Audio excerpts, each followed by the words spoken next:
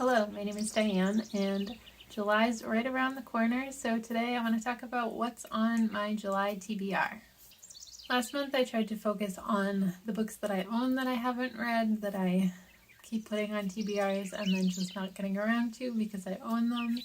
This month I want to switch gears a little bit and try and focus on the books that have previously been on my TBRs and that have been sitting on my TBR for a while. I just didn't get to them in the month that I had planned to, but I still want to get to them or at least give them a try. Some of these are genres that I don't typically gravitate towards. Some of these are stories that I maybe keep putting off and on my TBR. A few of these have come and gone quite a few times because I'm just not sure if I'm going to like them, but I'm curious about them.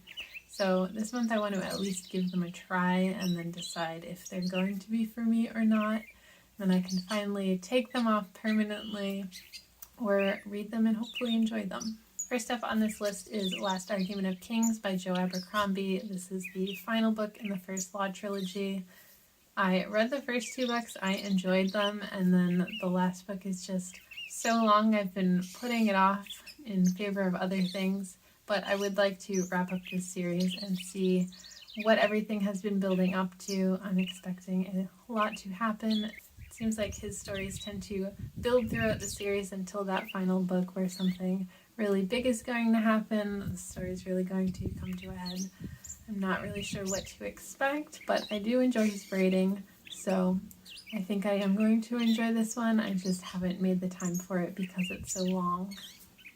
Next up, another conclusion to a series is Rule of Wolves by Leigh Bardugo. I've read all of the books within the Grisha world except for this one. And I have been on the fence about reading this because I was pretty disappointed with Rule of Wolves.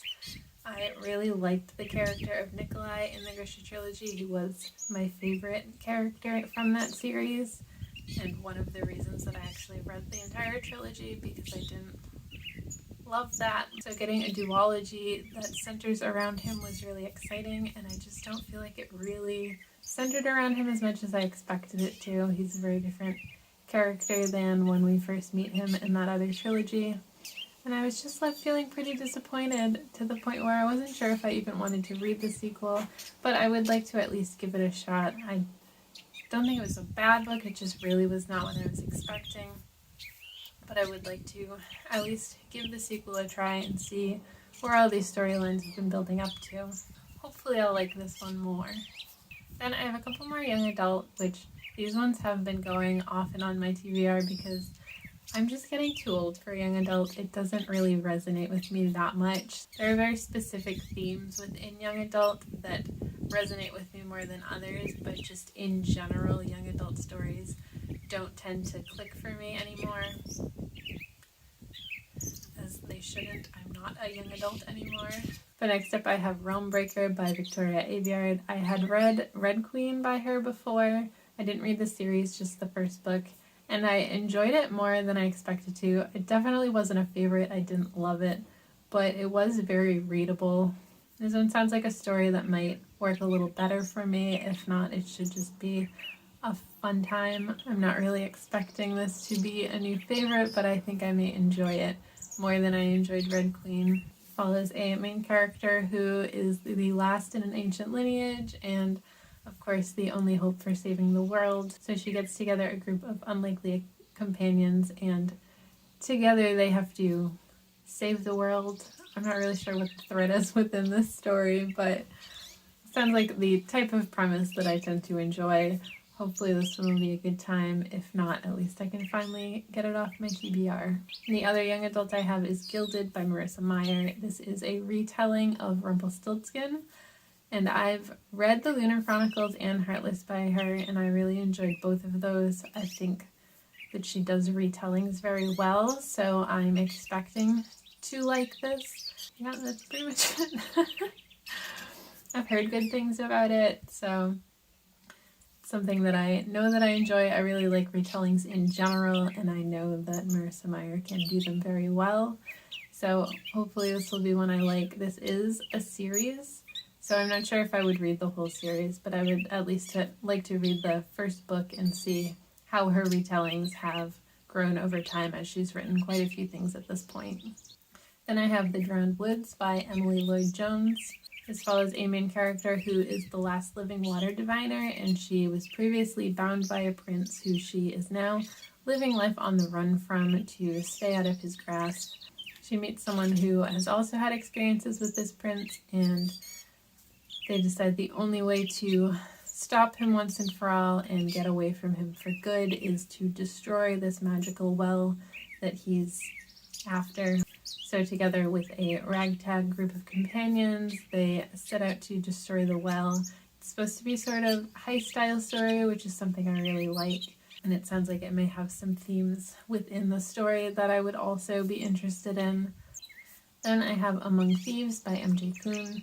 This came to my attention because the sequel is coming out in July, and it just sounds like something that would be up my alley. It follows a main character who, within a year's time, has earned herself quite the reputation in the city that she now lives in, but she has spent the last 6 years on the run, trying not to draw the attention of the ruler of the Five Kingdoms. I'm not really sure what the history with that is, or if that's explained in the synopsis.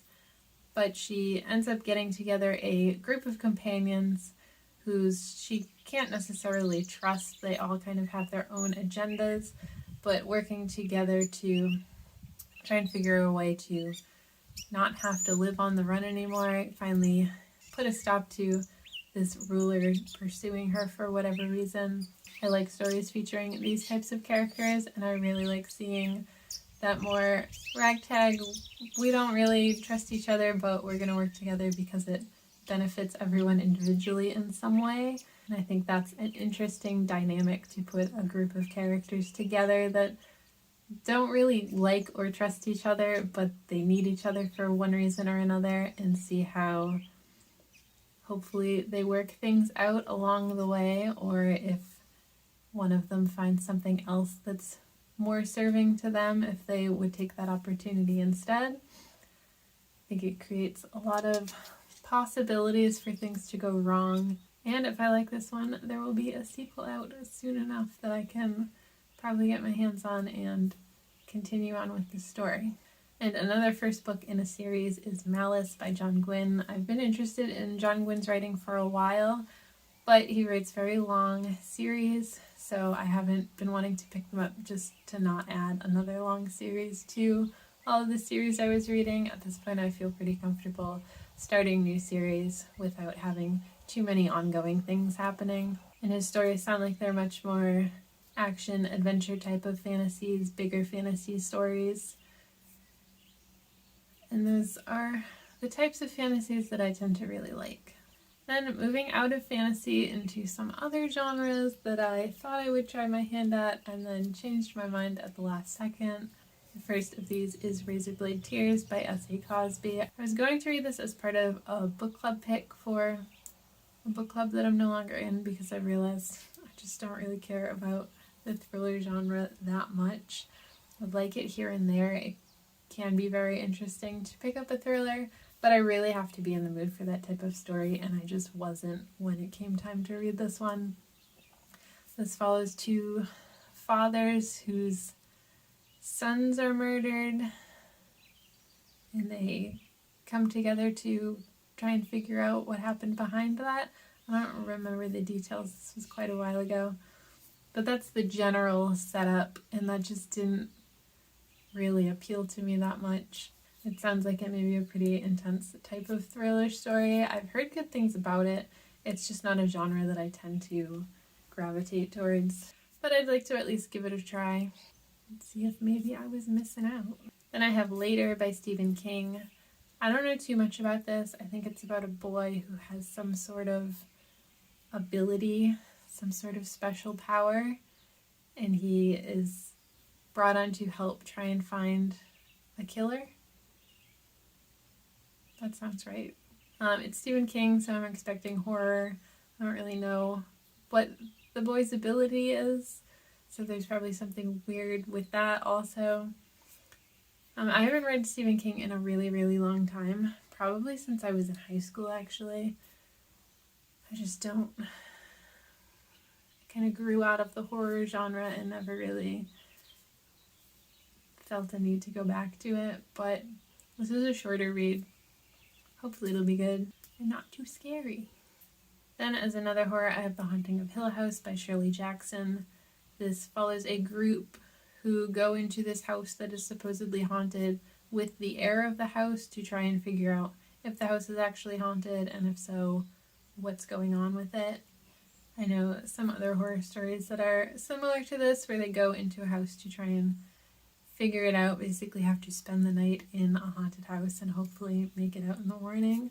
But I don't really know what the haunting of the house entails, if it's going to be like a ghost, or if this is going to be a story with more sci-fi type of supernatural elements, or if it's going to be the house itself trying to do things to them. Then I have The House by Raylan Drake. This is a novella that follows, there's a house at the end of the street that is, I think, assumed to be abandoned and haunted, but on Halloween there's always a bowl of candy outside. So the main character decides to go and check out this house and figure out if it's actually empty and haunted, or if there's just someone living there. This one sounds the least spooky of the horrors on this, and it is a very short read, so I'm not really sure what to expect from it. Then I have The Ninth Hour by Ellis McDermott. This follows an Irish immigrant living in Brooklyn who, at the beginning of the story, opens up the gas taps in his apartment building and commits suicide. And the story follows many years after that event of his family and how that fire affected people many years down the line. I believe the story centers on his daughter, who at the time of that had not been born yet. Her mother was pregnant with her still.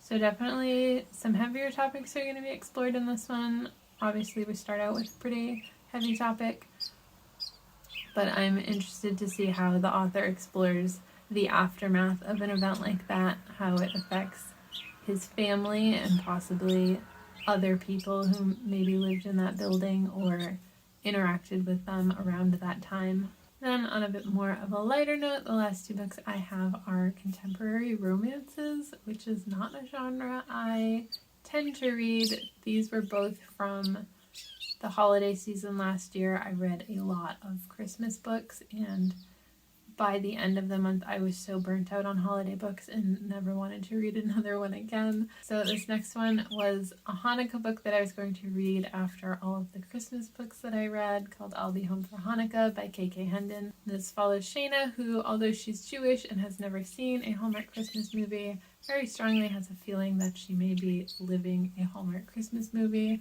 She is a girl from the city. She gets sent to this small town in Alaska for a work trip and begins falling for her coworker, and it's all very cliche and cheesy.